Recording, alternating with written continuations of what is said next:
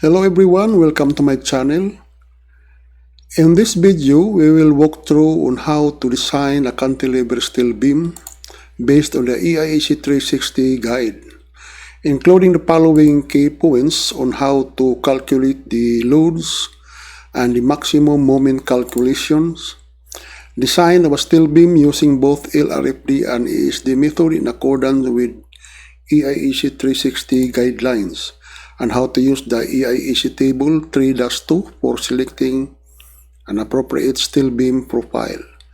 So let's get started with our problem. Select a design section using both the LRFD and AISD method for the cantilever span and loading shown in the figure below. Assume that full lateral support is provided for the compression plans by the steel decking panel, and that if y is equal to 50 kSi, use modulus of elasticity of 29,000 kSi, and consider a floor finish load of 30 psf and additional floor loads of 40 psi.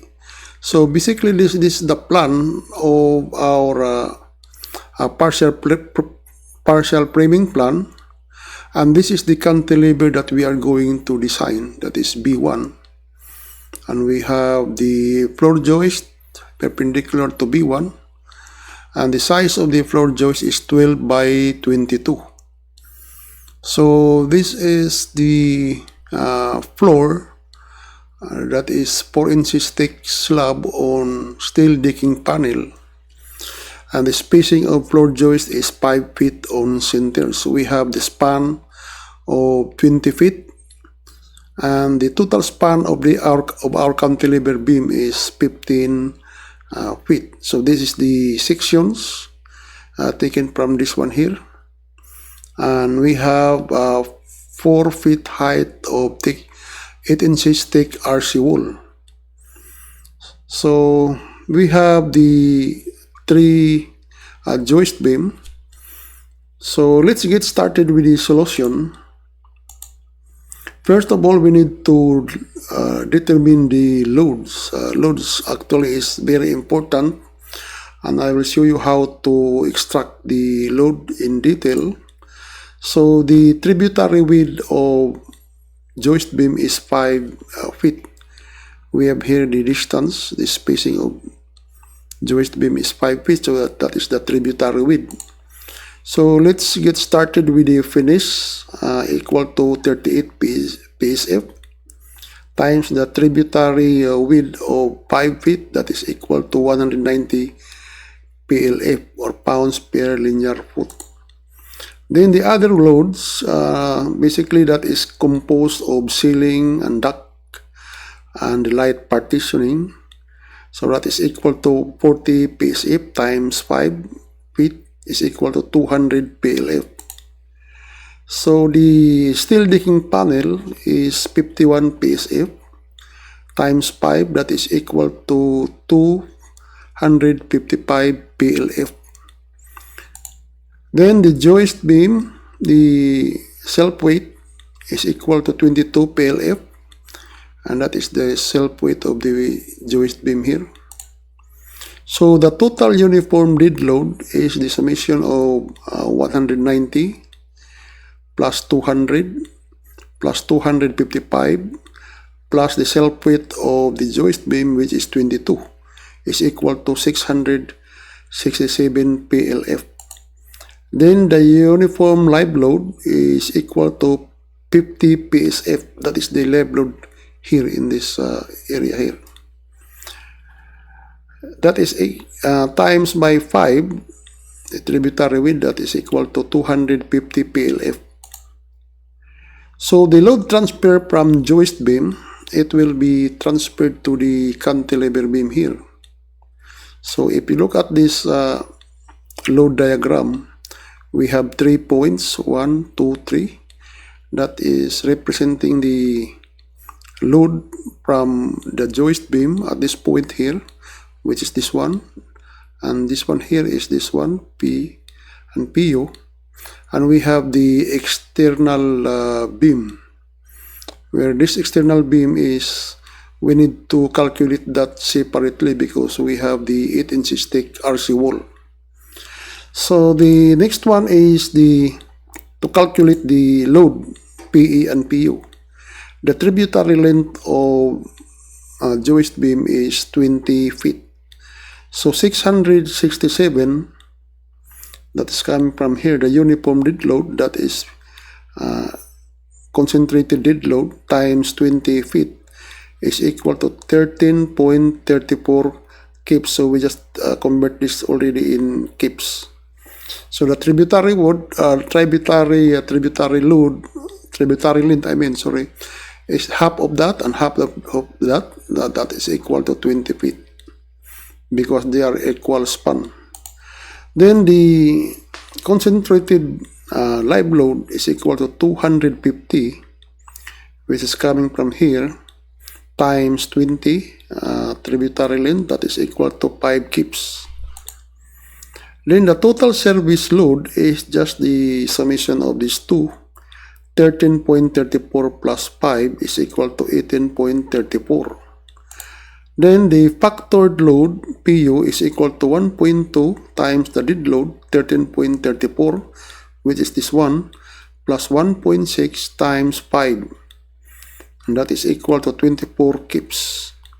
So this is the factored load and the service load of 18.34 kips. So the next one is to determine the load transfer from the joist beam at exterior beam, which is this one here. So the uniform dead load is equal to 38. Then now the tributary width is only 2.5. So that is half of this one here, which is 5. So half of that tributary length to be transferred to this joist beam here, and that is 38 times 2.5 plus 40, and that is the other loads times 2.5 plus the unit weight of the decking panel times 2.5 plus 22 the unit weight of the self weight of the beam, and that is equal to 344.5 PLF. So we have here we need to include the 8-inch stick RC wall, which is this one here. Height is 4 feet, so it's equal to 8/12 times 4 feet times 150 PCF density of concrete, that is equal to 400 PLF. So the total uniform dead load is equal to 344.5, which is this one. Then you need to add this 400 PLF, and that is equal to 744.5 PLF. That is for uniform dead load. And the uniform live load is equal to 50 times 2.5. That is equal to 125 PLF. So the tributary length for the external beam is the same as 20 feet. So the concentrated dead load is equal to 744.5, which is from here, times 20, that is equal to 14.9 kips. So for the live load is equal to 125 times 20, and that is equal to 2.5. That is for live load. So the total service load is the equal to 4.9, which is just to add these two plus 2.5, and that is 17.4. And the factored load PU is equal to 1.2 times the dead load plus 1.6 live load, that is equal to 21.88 kips. So that is for the load at the external beam. So now let's start to determine the section profile using the LRFD method. So to calculate the moment based on this load diagram, that is 24 times 5 plus 24 times 10 from here to there, that is the moment arm, plus 21.88, that is from here to there, that is 15. So that is equal to 696.75 cubic feet. So that is the factored design moment for B1. That is for cantilever maximum moment taken at the support. So this moment, the weight of self-weight is not yet included because we need to determine that first. So from the AISC table 3-2 and the LRFD moment columns, so from AISC this is table 3-2, W shape, that is the plastic suction modulus under the 50 KSI. So for LRFD, we need to check the design moment of 696.75. We will start from the lowest value. So LRFD, we start from here, LRFD columns, then we will check the 696, the lightest section, 696, this one is 664. So the next one is 720, that is the next one. The lightest section is W24 by 76 with a moment capacity of 750.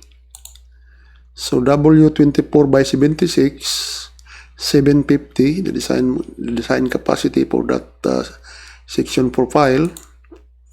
So we will select the W24 by 76. So the beam self weight is equal to 76 PLF, and that would be to be added to our moment here. So 696.75, that is our moment, cantilever moment. Then we will add the moment due to the beam self weight, which is 0.076 times 15 squared over 2. That is the uniform distributed load, and that is equal to 705.3 kPa feet, which is less than to 750.